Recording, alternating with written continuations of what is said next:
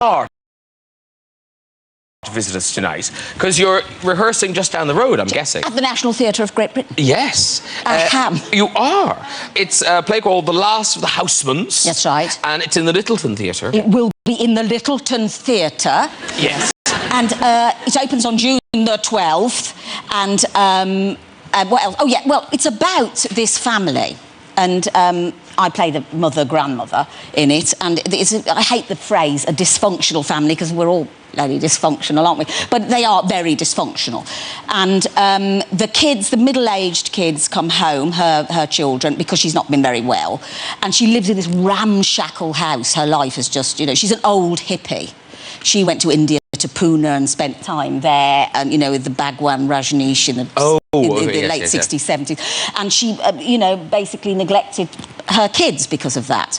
And it's about this summer where they come home and what happens between them. It's really great. It's really funny. I love it. Yeah, love it. So you're playing the old hippie, obviously. I am playing the old hippie. Well, not old, the ex-hippie. The ex-hippie, the ex-hippie. You're 62. You see?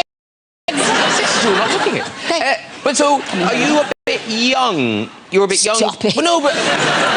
to play her? No, to be a hippie. I mean, we're hippie. No, I was a hippie. You were a hippie? Yeah, because I was born in 1950, so because it was all happening, 68. Yeah, you know, it was when it was all happening. I was 18, you know, it was perfect, yeah. Because when you were in, I think when you were in drama school, it all sounded quite bohemian and artsy when you were living together. It was very fashionable to be a student there. I mean, it just was fashionable, you know, and we were all terribly politicised. It was, yeah. And didn't you have to do, like, you had to do art projects, so you made the Greek, you had to plaster Paris Greek masks? We did do one.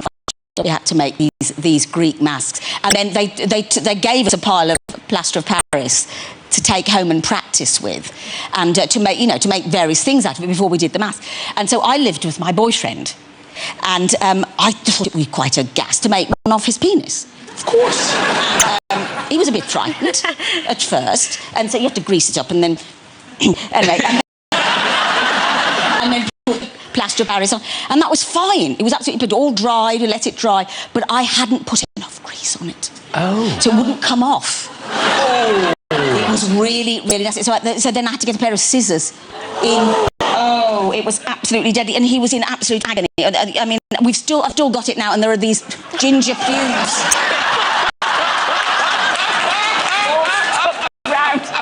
You know, the edge of it was absolutely dead. Still got it? Yeah. Where is it? Isn't it? It's a doorstop. No, it's not a doorstep. It's not big enough. No, it's not big enough. That's a terrible mistake. When you say it's a little box. The big box, yes. Yes. It's a crate. Yeah. And this is exciting because it's your first time back on stage for a few years. It is, for about 10 years, yeah. No, it's not 10 years. It's because I did Acorn Antique. It's about 7 years. That's what I'm saying. Was Acorn Antiques the last? Yes. Because I saw that, and your Mrs. Overall in that was just... It was... I don't know if anybody saw it, but you did... It was the finale. Of the first half. When you had the piles. Yes. You had to do a dance. You're not going to ask me to do it. No. I'm just saying that made me laugh so much. Oh. You dancing with piles. Oh, thank you. Genius. I'm guessing it was before. I mean, yes. Beg your pardon? I didn't have piles. No, that's what I'm getting. You were very convincing. That's all I'm saying. It was a compliment. It was a compliment. This is rather posh. It's part of the London 2012 Festival in conjunction with the Olympics. It is. Excuse me. It is. And we're at the London Festival is part of the Cultural Olympiad, that's right, yeah. We're in the centre of it. It's great. You've got to come down to the National Theatre. It's a fantastic place to be. It's really buzzy. There's always something going on, and it's on the river, and it's just fab. And I expect to see you too. And it joins, it starts on the 12th, but it joins the rep prop on the 19th of June. That's right, that's the first night, is the 19th of June. And for people, you know, watching around the country or whatever, thinking, well, very good, I'm not going to get to see it. You might, because it's going to be shown in cinemas worldwide as part of National Theatre Live on the 11th of October. Yeah. Which is, have you done that before? No. That's going to be a weird experience. That is going to be odd, playing to an audience while you're also being filmed up close. And live. Yeah, and live, yeah. Good luck with that. Thank you. Yeah. Very good. Now, Now, Simon Amstell, what is you? Genuinely, I am a huge fan of Grandma's House. I think it's a really, really good sitcom. Really well written, really well performed. It's just, it's classy. Well, thank you very much. No, it's very, there's no question there. I'm just throwing it out that's there. really lovely. So in Grandma's House, you play a man called Simon Amstell, who's now living at his grandmother's house. And here's a clip from next week's episode, I believe. Go on. What? What happened with the kissing? Oh, yeah, we just had a moment after rehearsals. There was an energy between us. He was looking directly into my eyes and I couldn't take it, so I started singing. What? I can't bear it. It was too intense. What did you sing? The opening of The Lion King. Which one was that?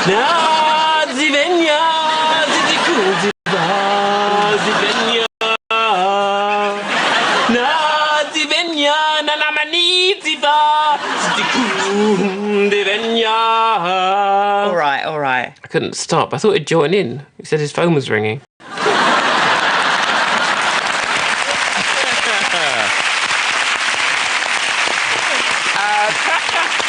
Series 2 is on now. It's on BBC 2 at 10 o'clock on Thursdays. And how autobiographical is it? I mean, would your mother, your grandmother, would they recognise themselves in the show? My mother does. The mother is quite close to the mother. Does she mind? She really likes me being on television. And if that involves the entire deconstruction of her personality, that's fine. Genuinely? Yeah, I mean, she really likes this. She's very thrilled that I'm here. So I'm a bit nervous about coming on this show. I talked to my mum on the phone, and she says, "You have to perform." And I said, "Well, I just sort of try and be myself." She said, "No. You need to be Russell Brand."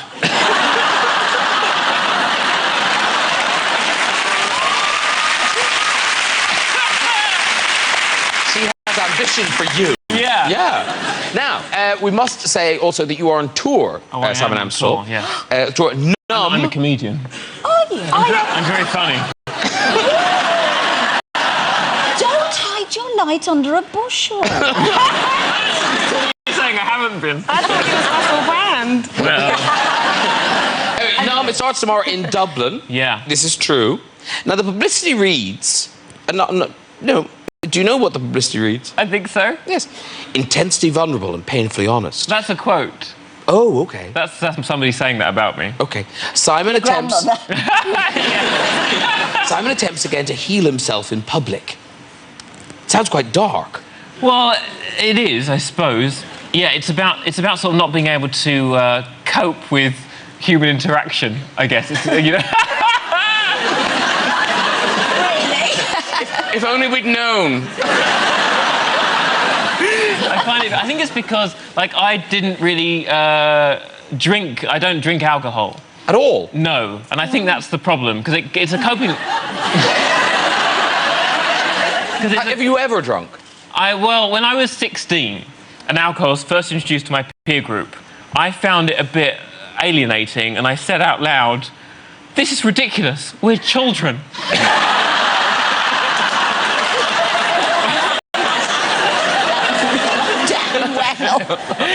And so I find it very, it's difficult with new people. I am like, even though I do this sort of thing, I'm quite shy. Many performers are very shy. I'm sure on The Voice, people are shy.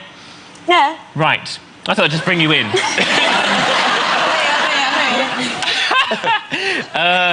And so, because I don't have alcohol to cope, I sort of have language, so I end up saying, "Well, this is a fun party. This is fun, isn't it? This is fun. Oh, how long have you been together? You're a couple. How'd you keep the spark alive in your relationship?" And then they feel awkward, and I can relax.